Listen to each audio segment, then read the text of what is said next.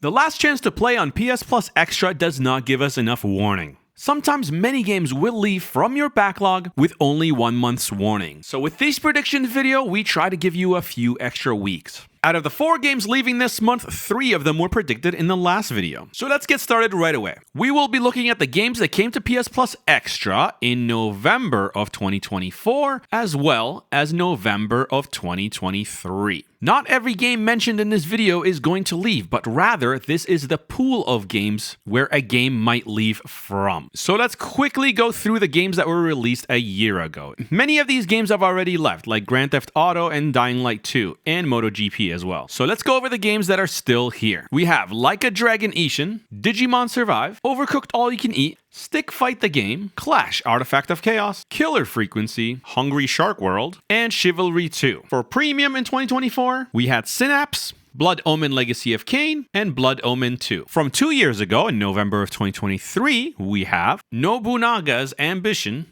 Alternate Jake Hunter, and River City Melee. And for premium, there was Grandia, Jet Moto, Up, and Parappa the Rapper 2. So those were the games that came to PS Plus Extra 1 year and 2 years ago. Now, sometimes they do take games from 6 months ago, so let's go over those really quick. These games are less likely to leave, but you gotta cover all the bases. We had Sandland, Soul Hackers 2, FNAF, Battlefield 5, Stalker, Grand Blue Fantasy Versus, Humankind, Story of Seasons Wonderful Life, Gloomhaven, and for premium, it was Battle Engine Acquia. This was a list of all the games that could potentially leave. Again, they're not all gonna leave, just some of them might leave. This is the pool from where they choose these games, the last chance to play games. If you enjoyed a video front-loading the content and telling you all the necessary information in the beginning of the video, drop a like for the algo. You can leave, I won't be mad, but for those sticking around, we're gonna go over the games in a little bit more detail. We're gonna tell you what the gameplay is like, how long they take to beat, and what their Metacritic ratings are. But because this is a long list, I'm going to focus a little bit more on the short games because this is a short games channel. And also, you have better luck in beating more than one of these if they do leave.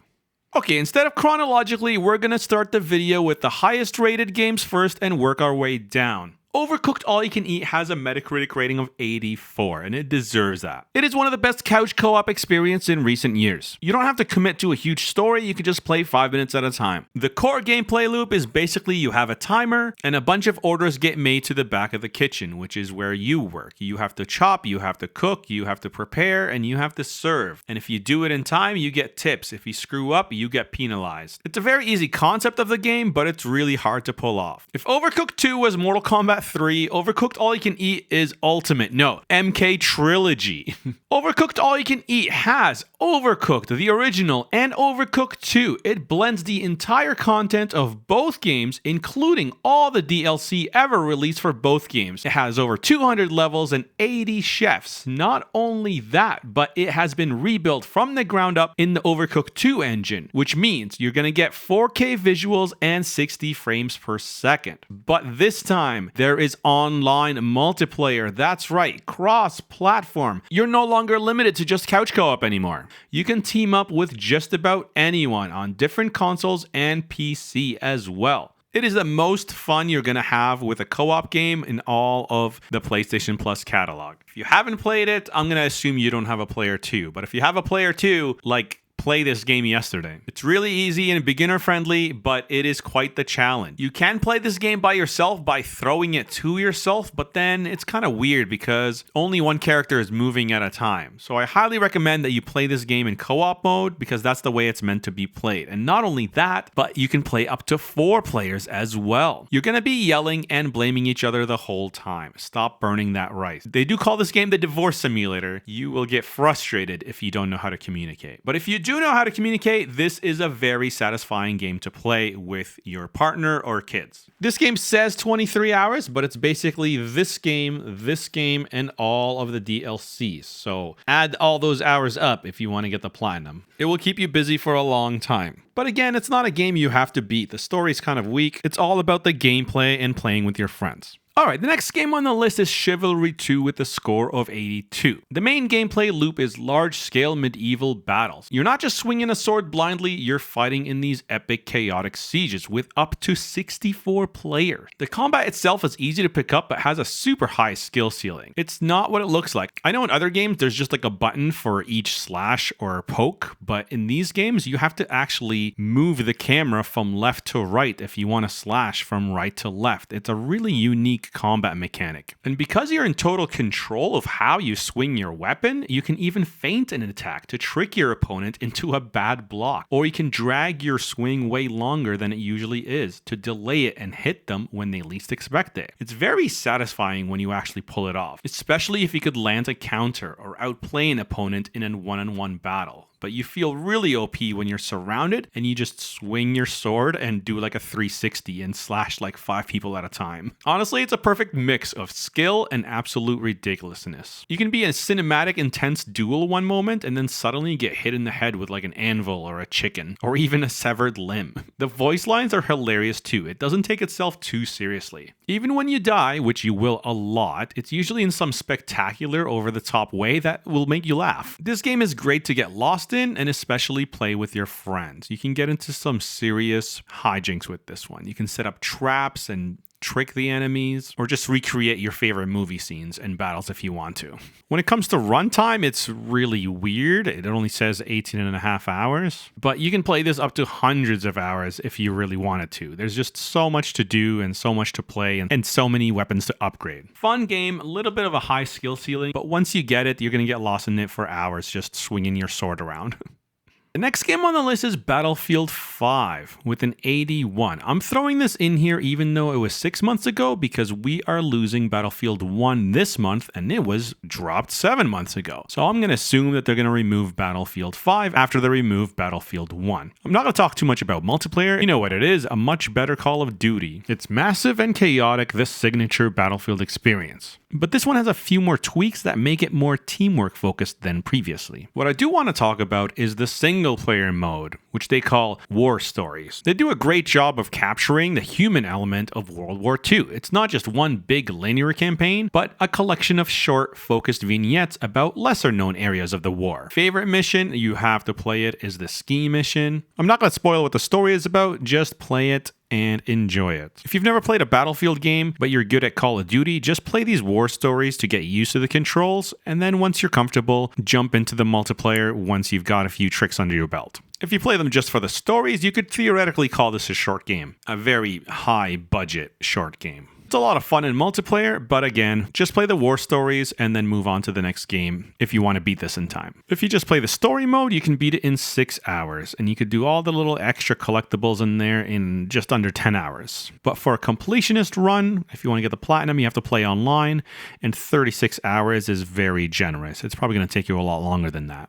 The next game on the list is a Yakuza sequel, sort of. Prequel? It's Yakuza, Like a Dragon, Ishin. Basically a historical retelling of a story that happened in the 1800s. It's an action-adventure game that takes the core element of the Yakuza franchise, the intense action combat, the deeply dramatic storytelling, and all the bizarre activities, and drops them into feudal Japan. The original came out in 2014, and this is the remake from 2023, and what it did, interestingly, is it tried to replace all the faces of the original with the cast you come to know and love in the new franchise. So it's kind of like a play in a weird way, where the characters from the modern franchise are playing these classical characters. Honestly, I didn't play this one. I've played almost all the other ones. And this month, I prefer to play Like a Dragon, the Man Who Erased His Name over this one because I'm more interested in the story. But if you have time, this might be a good one to play. If you haven't played any of the Yakuza games, I do not recommend starting with this one. Obviously, I recommend starting with 0, but that's no longer on the service. Honestly, just play Like a Dragon, the Man Who Erased His Name. It's a lot shorter than all the other games, and you get to know what these games are like. Especially when you get to the side content, you'll be like,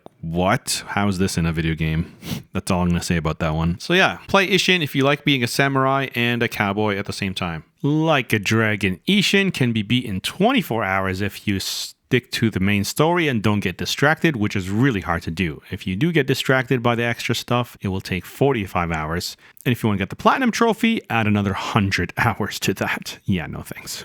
All right, the next game we have to talk about with a rating of 82 is Killer Frequency, because it is technically a short game. It only takes 5 hours to beat and 12 hours to platinum. Let's get into it. Killer Frequency is a unique first-person horror, adventure, and puzzle game. It's basically an 80s slasher movie with the mechanics of an interactive radio host thriller. I know that's the first time you've heard that sentence before. If you've seen the horror film Pontypool, you kind of know what to expect. It's kind of like that vibe. The game takes place in the 80s, and you're basically a big city DJ host that comes to a small town, and then you have to not investigate a murder or anything, but take over the duties of a 911 operator. It's sort of a reverse escape room in a weird way. Because your radio station takes over the 911, callers in immediate danger phone into you, and you must guide them to safety by solving real-time puzzles. So instead of escaping yourself, you are providing the vital instructions for others to escape.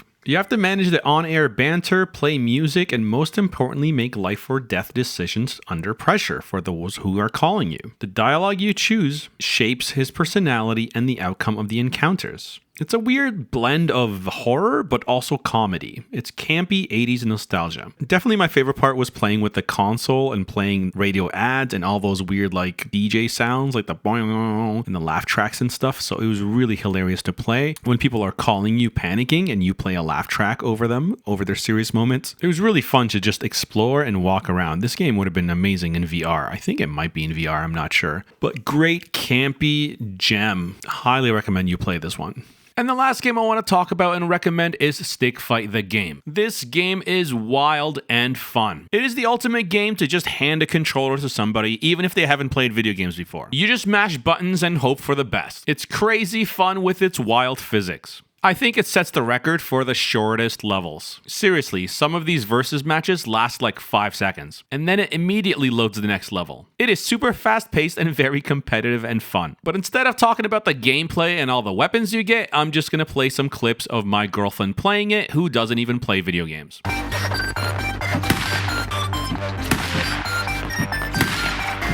Oh! The shot was so powerful I fell backwards. Firework! Well, this is a magnificent firework display. You love this game. Oh!